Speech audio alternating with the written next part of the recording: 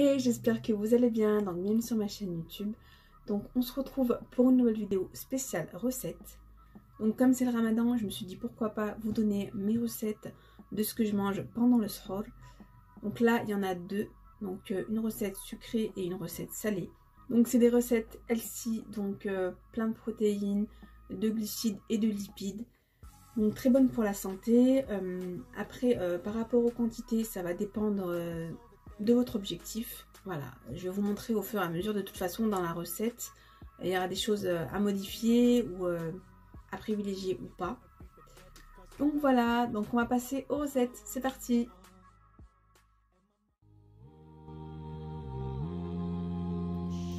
Donc nous voilà dans la cuisine.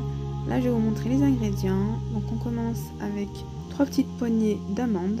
Vous pouvez mettre à la place 3 petites poignées de noix. Sinon 3 cuillères à soupe de graines de lin ou 3 cuillères à soupe de graines de tournesol. Ensuite on met 3 fruits au choix avec au moins une banane. Donc moi j'ai mis une banane avec 2 petites pommes. Ensuite c'est optionnel mais vous pouvez mettre une cuillère à soupe de beurre d'arachide. Donc là c'est plus pour les personnes qui veulent pas perdre de poids pendant le ramadan. Donc il y a plein de protéines et de bons lipides. Ensuite une cuillère à soupe d'huile de coco ou d'huile de colza au choix. Moi j'ai préféré l'huile de coco. Elle a plein de bienfaits pour la santé. Et pour finir du lait de coco ou de l'eau de coco au choix. Donc le lait de coco, donc ça va être un peu plus calorique on va dire. Donc il y a plus de lipides mais bon ça reste des bons lipides. On met le tout au mixeur. On mixe bien le tout, donc les amandes, les fruits, la cuillère de beurre d'arachide.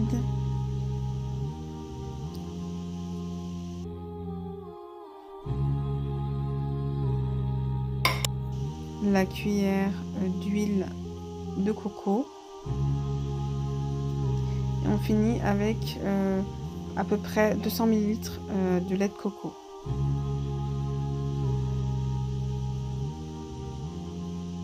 Allez, on va mixer le tout. C'est parti.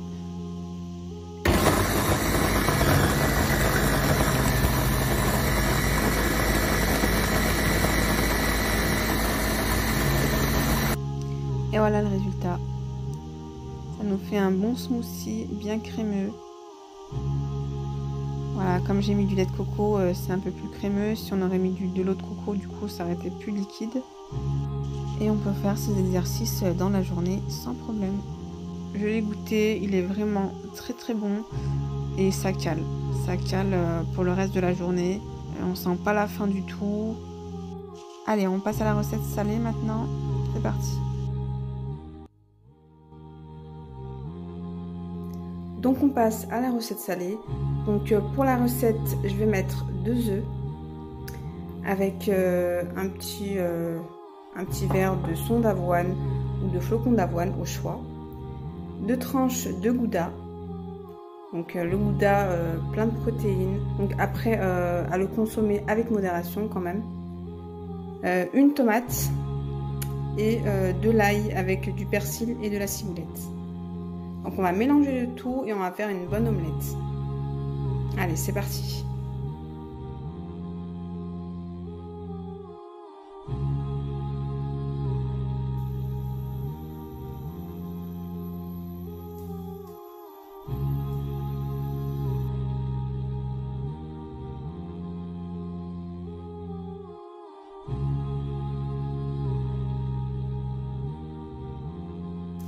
Donc là je pense que c'est bon, je vais essayer de la retourner en mettant de l'assiette. On va voir ce que ça donne. Allez, c'est parti.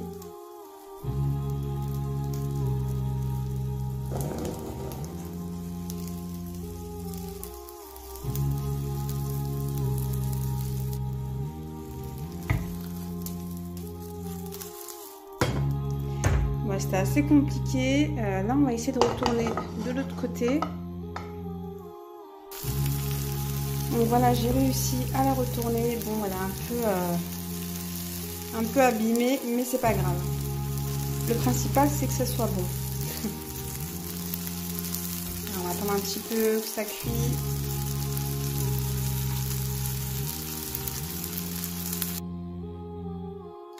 Et voilà le résultat. Il ne reste plus qu'à déguster. J'espère que mes recettes vous ont plu. N'hésitez pas à les reproduire, à me dire ce que vous en avez pensé. Voilà, c'est 2 recettes, une salée, une sucrée. Pour celles qui ne sont pas trop salées, par exemple, la recette sucrée fera l'affaire aussi. Voilà, ça reste des sucres naturels avec des ingrédients qui sont bons pour la santé. Mais le fait du coup qu'il y a les protéines, les glucides et les lipides, ça vous permet de rester, d'avoir un bon repas quand même équilibré, de pouvoir tenir toute la journée sans être trop fatigué, et du coup pouvoir faire ces entraînements avec l'énergie nécessaire. Donc moi je vous fais des gros bisous et je vous dis à bientôt dans une prochaine vidéo. Bye bye.